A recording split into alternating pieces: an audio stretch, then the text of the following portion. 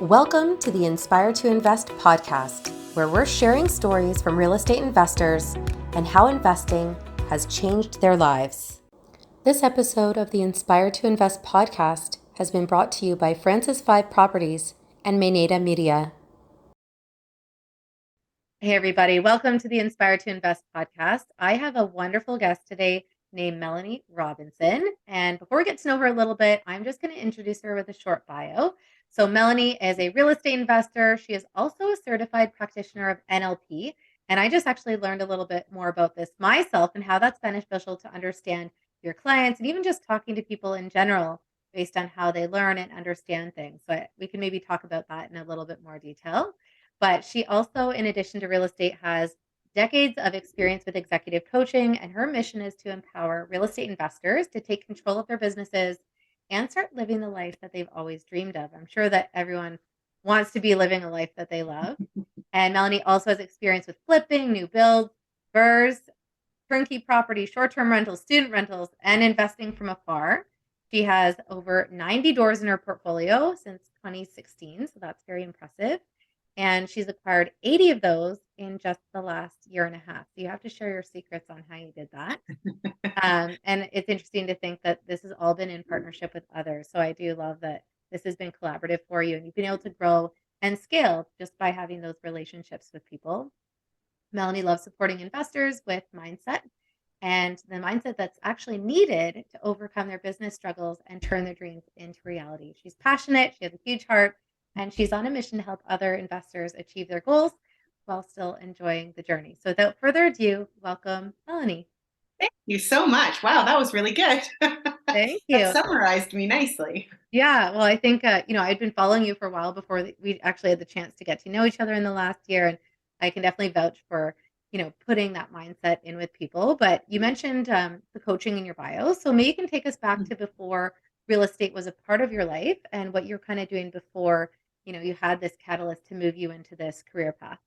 Sure.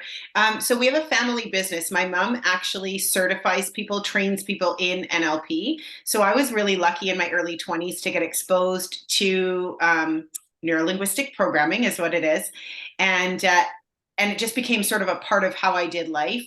Yeah. And so in the family business, I worked with my mom from about 2000 until 2017. Oh, wow. In doing corporate training, coaching, consulting. We actually had two companies, one that focused very corporate on helping executives achieve success. And then the other was a personal development side of it, which was all the same people just focusing on overcoming their personal challenges so that they could thrive in their life. So it was a big part of what I did for 17 years before becoming an investor. And it was amazing. So then how did you decide that real estate investing was something that you wanted to pursue? It's a very funny question. My husband, it was fully my husband. I had no interest in real estate investing at all. And he took me to a rain acre event. Okay. And so we started investing because he's very handy, he had the passion and he had the skill. Yeah. So we dove in and did like flips mostly flips in the beginning. One renovation project that we kept, a BRRRR, which we might dive into a little bit later. But so it was all him, and I was kind of just following along, doing what needed to be done to make that happen. Yeah. But truthfully, I actually didn't like it at all when we were doing it at all. Were you guys hands-on renovating, or were you hiring people to come in and do it? We were hands-on renovating. And so my husband has his own company. So he was busy during the day. So we were doing this in evenings and weekends. Yeah. We had some trades. I was managing trades and getting supplies and things like that during the day. But then it was like every night and every weekend working on these projects. Yeah, I can see why you didn't love it. I did not love it at all. Yeah. And then what ended up happening was I was going to leave real estate investing and go and get a job that was more fulfilling because I'd always done things that made a difference in people's lives. And here I was doing something that I felt was super self-serving and making no difference. And then I ended up learning about joint ventures and raising capital and realized that I actually could make a difference in other people's lives through investing in real estate. And the minute that I recognized that, everything changed for me. And poor Jason, I kind of like left him in the wings and just went and and totally went after it myself. So Yeah, no, that's amazing. And I think it's important yeah, to recognize the things that you actually like doing versus not liking doing, because if you're doing this also with your husband, I'm sure there could be like ripple effects in your relationship and your family and stuff like that. So I think it's important to just, be clear about what you want. And, yeah, there's times that you make those sacrifices and you're getting started, but, it's not sustainable to think you're going to just like renovate every night and weekend for the rest of your life. So exactly, exactly. Yeah, yeah. awesome. So I guess when did you then make this transition kind of full time? So obviously you've got your coaching business now. So maybe you can talk a little bit about that and how you're kind of integrating with that with, expanding your portfolio and kind of building in that way. Yeah, it's definitely been an evolution. So I went into investing full time in 2017, Okay. completely left the coaching mindset NLP behind Yeah. and was doing the real estate. Then had the awareness in about 2019, like that was not for me at all. I Yeah. wasn't enjoying it at all. Um, Learned about joint ventures and things and actually got invited to do something called Mind Power Mondays on the Fearless Real Estate Investors. And that's when I realized that the impact that mindset had for investors. Yeah. And I also not realized that not only could I make a difference through the raising capital, joint ventures, all of that, but that if I could support investors with mindset. Yeah. So then my worlds collided. And I wasn't doing anything as a business at that point with mindset for investors. I was doing it just sheerly out of like, oh my gosh, I can actually make a difference and share what I love with investors. Yeah. So I did that for 3 years every Monday, just because I loved it. And that then evolved. And at that time, I was doing that and really focusing on acquiring properties, Yeah. which I think we can chat about how I did that in such a short period of time. Yeah. And then it's been really recent that I've decided to actually actively support real estate investors as a business as well. So now I'm doing both, and all of my worlds have collided and all of my loves have come together, Yeah. and it's just awesome. Yeah. No, that's amazing. So it kind of leads into my next question, just talking about what you feel like is your biggest success and accomplishment and why you feel like that's something you're most proud of. Yeah, I would say that chunk of time where I acquired the 80 doors in a year and a half, I'd say that's my biggest success. The thing where I showed myself that I can really do something if I set my mind to it. Yeah. It took me a long time to land. I think it was about a year and a half of me building relationships, Zooming with people all across the country, knowing that I wanted to do this, but being that I live in BC and I didn't feel like BC offered the kinds of investments that I wanted to be sharing with investors and felt really proud about. Yeah. I spent a long time Zooming, connecting, building relationships, and trying to figure out where did I want to do this, with whom, in what. Yeah.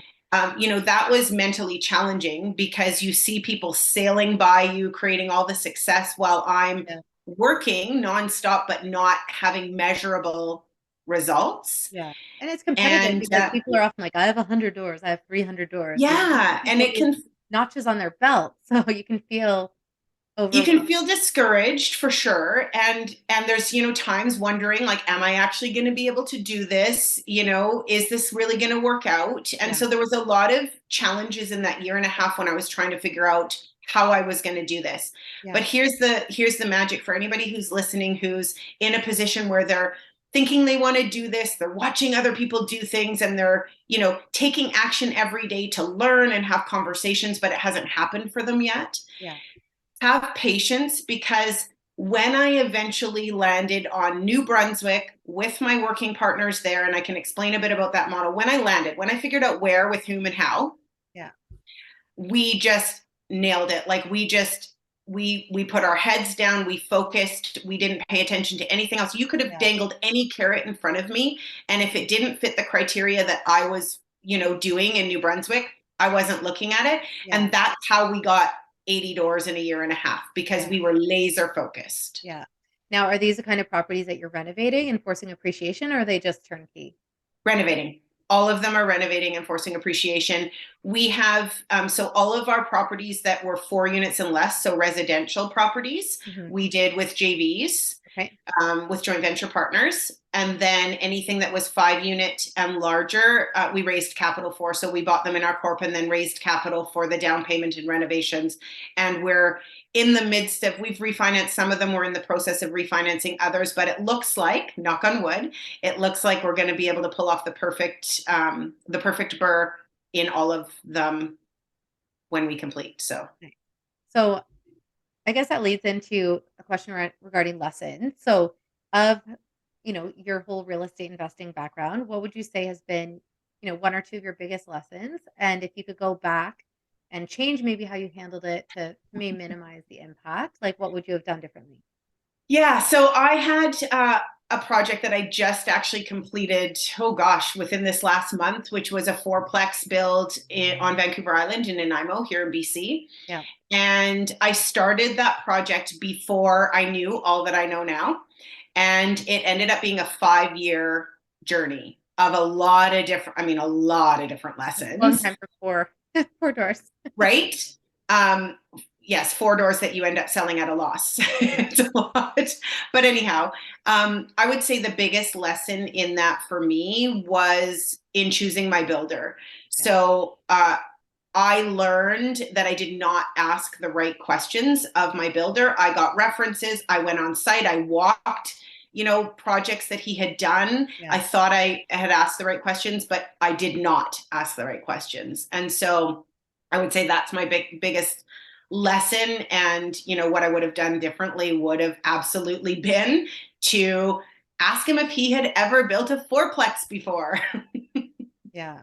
Or anything I even literally similar to didn't that, ask like that. a sixplex or an eightplex. But Yeah. sometimes you don't know what you don't know, right? And I've even found that in some of my circumstance, whether you're hiring someone or choosing to work with them, there's certain things you think back and you're like, I could have pre-qualified this a little bit better. And you kind of have those speculative um, situations like, well, how would you feel about this or how would you handle that? And, I think it's always better to have too much knowledge than not enough. But I've definitely had those 100%. exact same things where I'm like, why didn't I ask this? It would have I led me down know. this path, right? It's like So, one question could have changed everything. yeah, And because in my mind, because it was a residential property, not a commercial property, yeah, I didn't need him to know how to do a multi-unit. To me, I thought it was a building with 4 kitchens, not one. I just did not understand the difference, nor did yeah, he. So anyhow, so definitely I would have done that different. yeah, And I will do that different moving forward every single project that I work on. yeah. So Well, you win or you learn, right? So, exactly. yeah. So I guess with that being said, we're just going to take a really brief break for a word from our sponsors. Introducing Francis 5 Properties. Hello, everyone. I hope everyone's doing great. My name is Leo Francis, and this is Jacqueline Francis. Together. We are called LJ Francis from Francis 5 Properties. We are real estate investors, business owners, and entrepreneurs. Some of the real estate investing strategies that we're involved in are multifamily value add. We're involved with vacation rentals, and now we're also doing a small development. So if you'd like to learn more or get involved with any of our projects, please reach out to us. We would love to share what's going on. Our socials are Facebook at LJ Francis, Instagram at Francis5 Properties, LinkedIn at Francis5 Properties, or you can email us at francis5properties@gmail.com. We look forward to hearing from you and helping you scale your business. Take care for now. Bye. Thanks again for following along with this episode of Inspired to Invest. In addition to real estate, investing, and running my own brand experience agency for 18 years, I also published a book called The Accidental Entrepreneur in October of 2021. This is my story, and it chronicles how I turned tragedy into triumph to embrace my destiny in entrepreneurship. If you're interested in picking up a copy, you can find the link at serenahomesrealtor.com, and you can also find my link tree with all of the retailers in the details below. Thanks again for your support. Hi, I'm Alexandra Sidoro.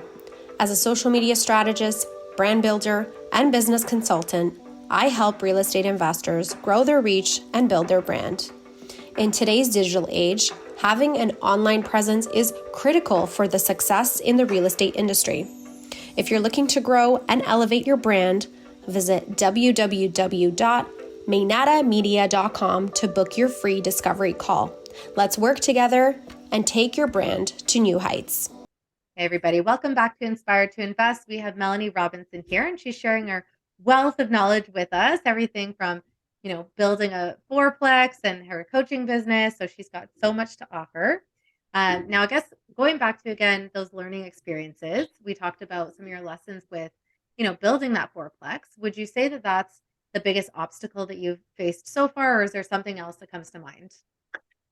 Well, the fourplex, like I said, it posed many different learnings, many different obstacles and challenges. But I would say the biggest obstacle with it, the biggest lesson was around my builder. The biggest obstacle became 5 years later, way over budget based on the timeline and, all of the things, COVID and all the things that happened in that 5 year span. Yeah. Then I needed to find a way to exit this because it didn't look anything like I had originally anticipated. Yeah. And so that became a huge obstacle. The interest rates had gone up by the time we were done. Market was shifting, all sorts of different things. So I was quite proud of myself. This could be considered another success, even though financially it's not a success.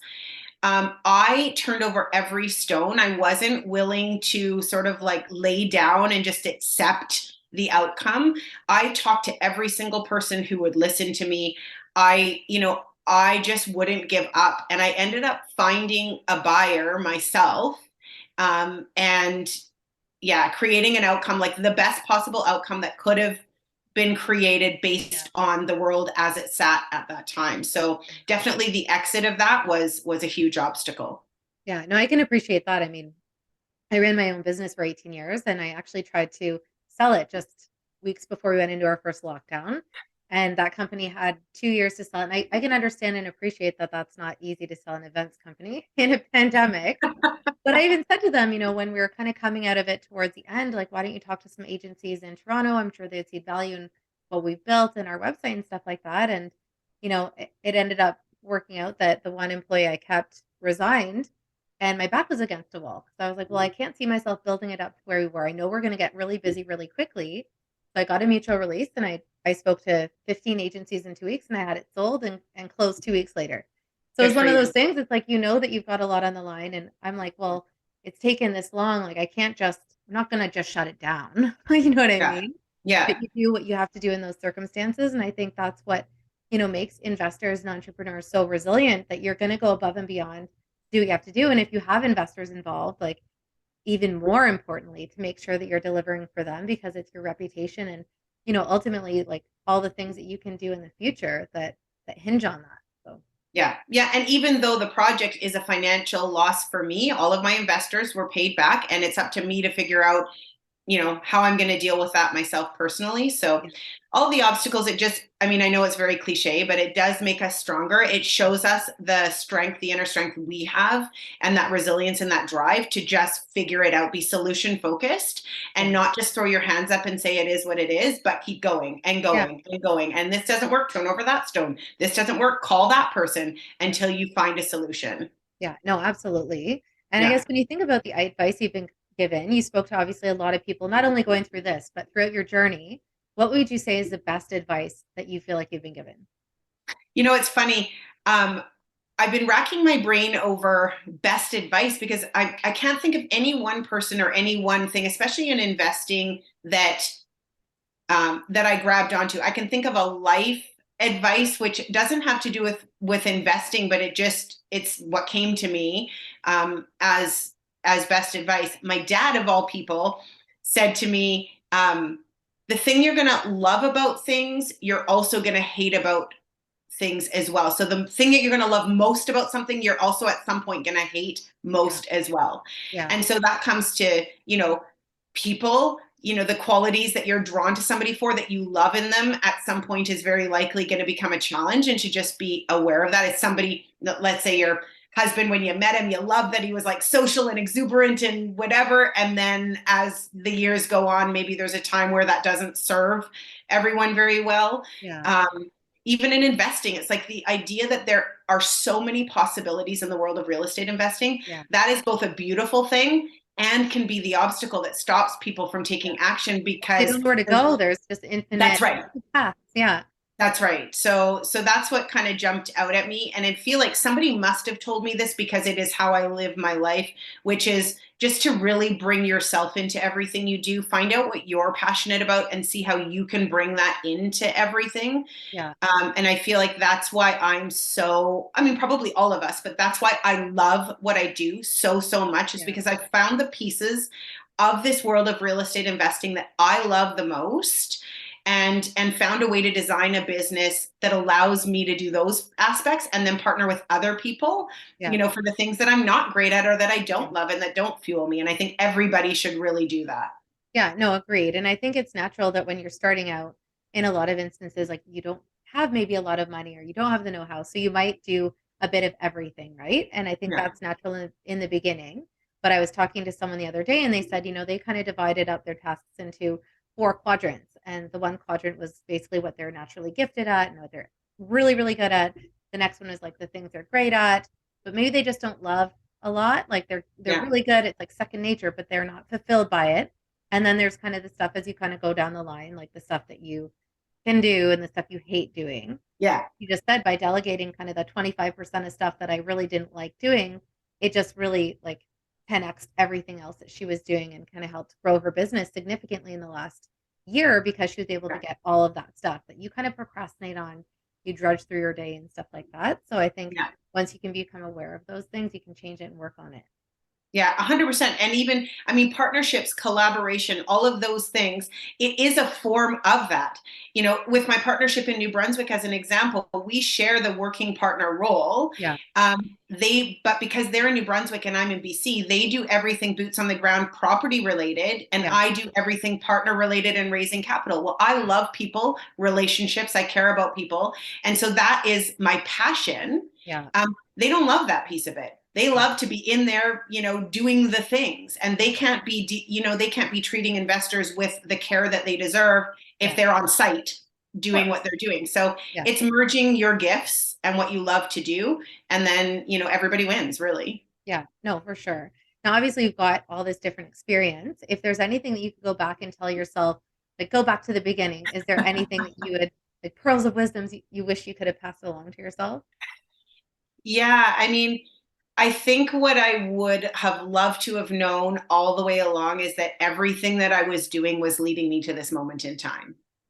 Because there were times where I was doing things that I didn't necessarily love and I didn't know why I was doing them, or I felt unfulfilled, or I was doing things that I was completely passionate about, but they weren't creating the revenue that I wanted them to create, or, just all those different pieces. And now I look at where I am right now, in that I'm doing mindset coaching for investors. I'm making a huge difference that way. I'm helping people grow their money. Like every single thing that I have done, and it's true for all of us, but it's like, if only you could get that at the times when you're doing the things where it doesn't feel like you're on track, to trust that you're actually totally on track, and it's all going to land you to this moment in time when you're going to go, wow, like here I am, I've arrived.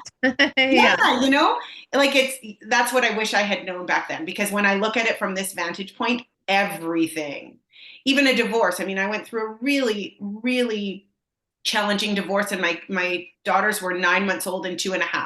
At that time, I really did not think that, you could be where you are today. Yeah. And now I look and I go, if I hadn't met Jason, and I would have never been in, like, just the whole ripple effect to where I am right now. Everything that we're doing leads us to this point in time. Yeah.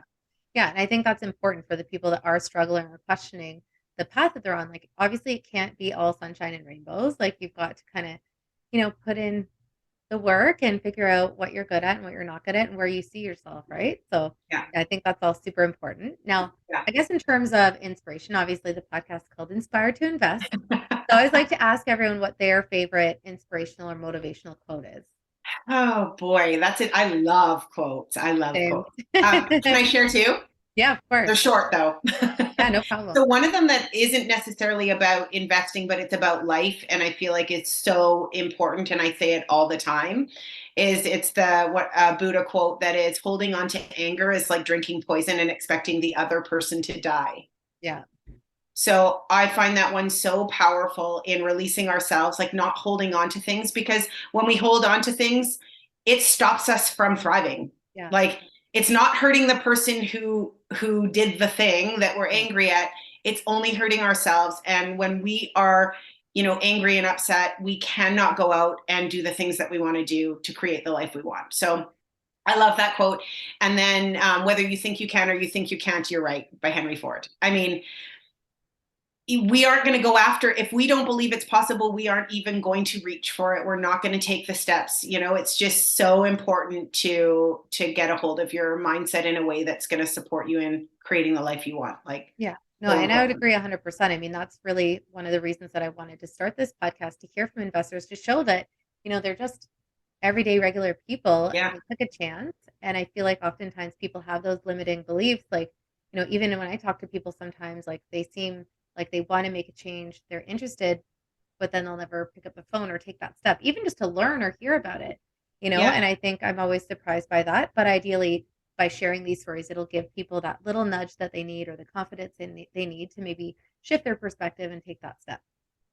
Yeah, I think it's a beautiful thing, because I do think there's so many limiting beliefs around, people that are thinking they want to become a real estate investor. I mean, one of the huge ones is thinking you need to have money, you need to be wealthy in order to do this, that it's for the rich people. Those 80 doors, not $1 of my own money. Yeah. Not $1. Yeah. And that's not some slimy thing. That is creating win-wins for everybody. It's like, some people want to invest and they have money, but they don't have time and expertise. Other people have time. You merge, you bring the qualities and the skill set that you have. Yeah. Anybody can make this happen. Anybody can. Yeah. And I think that's one thing I was surprised by. Like, I used to hear about people that had capital companies, for example. And there was even one guy I met with, kind of weird, because he had like axe throwing companies and then he had a capital business. And now I'm like, I can see all the connections between those capital businesses and the developers. Like, they're totally interconnected. But at that time, which was probably 10 years ago, I didn't draw that conclusion. And I'm like, well, obviously, like, developers don't just have like $1 billion sitting around. That's right. Maybe eventually, but in the beginning, like, no, they have to raise money to do these giant projects, right? Like, it's just, like, in most instances, I would think, like, just start that way, right? So yeah, and I'm sure people look in on me and think, my husband and I have all this money because we're investing in real estate. No, that isn't how it works. How it works is you collaborate with other people and everybody comes together to create this amazing end result. Yeah. Yeah, no, and I think that's important. So for anyone that's interested in learning more about either your coaching program or how you got started, how can everyone find you? So I have a Facebook group called Mindset Reset with Melanie. So that's a great place to connect. I do have a website as well, which is melanieRobinson.ca. Okay.